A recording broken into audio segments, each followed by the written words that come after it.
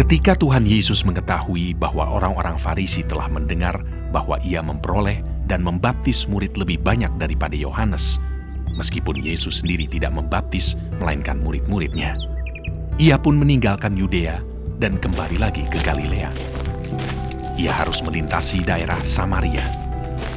Maka sampailah ia ke sebuah kota di Samaria yang bernama Sikar, dekat tanah yang diberikan Yakub dahulu kepada anaknya Yusuf. Di situ terdapat sumur Yakub. Yesus sangat letih oleh perjalanan, karena itu ia duduk di pinggir sumur itu. Hari kira-kira pukul 12. Maka datanglah seorang perempuan Samaria hendak menimba air. Kata Yesus kepadanya, "Berilah aku minum." sebab murid-muridnya telah pergi ke kota membeli makanan. Maka kata perempuan Samaria itu kepadanya, "Masakan engkau seorang Yahudi minta minum kepadaku seorang Samaria?" sebab orang Yahudi tidak bergaul dengan orang Samaria. Jawab Yesus kepadanya, "Jikalau engkau tahu tentang karunia Allah, dan siapakah dia yang berkata kepadamu, 'Berilah aku minum,' niscaya engkau telah meminta kepadanya, dan ia telah memberikan kepadamu air hidup." Kata perempuan itu kepadanya, "Tuhan, engkau tidak punya timba, dan sumur ini amat dalam. Dari manakah engkau memperoleh air hidup itu? Adakah engkau lebih besar daripada bapa kami Yakub, yang memberikan sumur ini kepada kami, dan yang telah minum sendiri dari dalamnya, ia serta anak-anaknya dan ternaknya?" Jawab Yesus kepadanya, "Barang siapa minum air ini, ia akan haus lagi. Tetapi barang siapa minum air yang akan kuberikan kepadanya, ia tidak akan haus untuk selama-lamanya. Sebaliknya, air yang akan kuberikan kepadanya akan menjadi mata air di dalam dirinya, yang terus-menerus memancar sampai kepada hidup yang kekal." Kata perempuan itu kepadanya, "Tuhan, berikanlah aku air itu, supaya aku tidak haus dan tidak usah datang lagi ke sini untuk menimba air." Kata Yesus kepadanya, "Pergilah, panggillah suamimu, dan datang ke sini." Kata perempuan itu, "Aku tidak mempunyai suami."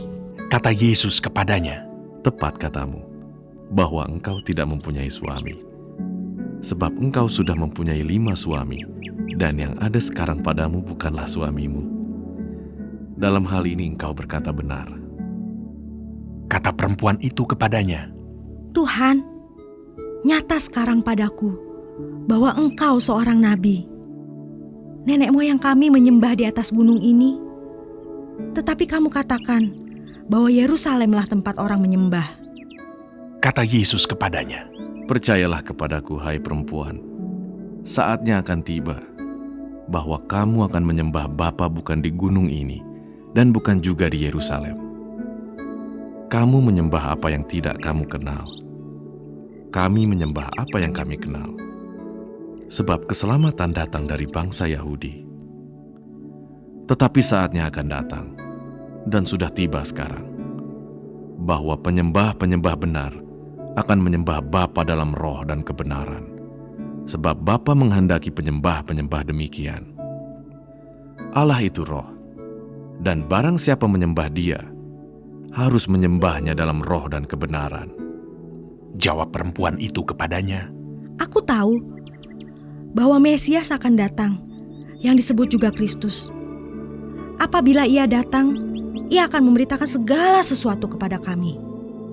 Kata Yesus kepadanya, Akulah Dia yang sedang berkata-kata dengan engkau.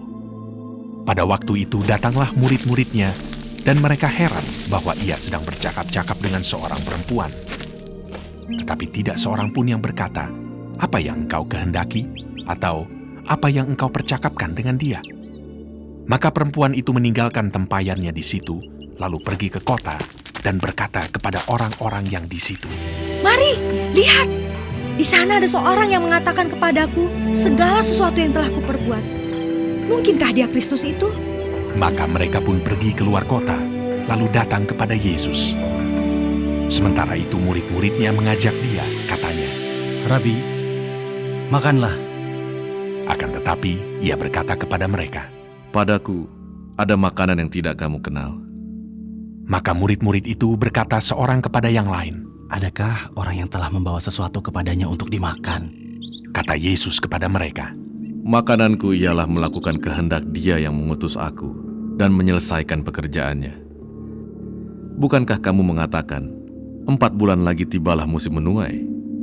Tetapi aku berkata kepadamu, lihatlah sekelilingmu, dan pandanglah ladang-ladang yang sudah menguning dan matang untuk dituai. Sekarang juga penuai telah menerima upahnya, dan ia mengumpulkan buah untuk hidup yang kekal, sehingga penabur dan penuai sama-sama bersuka cita. Sebab dalam hal ini benarlah peribahasa, yang seorang menabur dan yang lain menuai. Aku mengutus kamu untuk menuai apa yang tidak kamu usahakan. Orang-orang lain berusaha, dan kamu datang memetik hasil usaha mereka. Dan banyak orang Samaria dari kota itu telah menjadi percaya kepadanya karena perkataan perempuan itu yang bersaksi. Ia mengatakan kepadaku segala sesuatu yang telah kuperbuat. Ketika orang-orang Samaria itu sampai kepada Yesus, mereka meminta kepadanya supaya ia tinggal pada mereka, dan ia pun tinggal di situ 2 hari lamanya.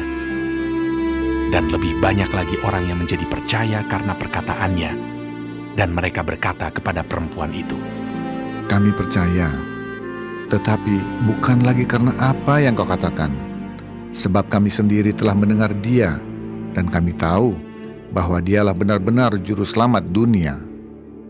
Dan setelah 2 hari itu, Yesus berangkat dari sana ke Galilea, sebab Yesus sendiri telah bersaksi bahwa seorang nabi tidak dihormati di negerinya sendiri. Maka setelah ia tiba di Galilea, orang-orang Galilea pun menyambut dia, karena mereka telah melihat segala sesuatu yang dikerjakannya di Yerusalem pada pesta itu, sebab mereka sendiri pun turut ke pesta itu. Maka Yesus kembali lagi ke Kana di Galilea, di mana ia membuat air menjadi anggur. Dan di Kapernaum ada seorang pegawai istana, anaknya sedang sakit.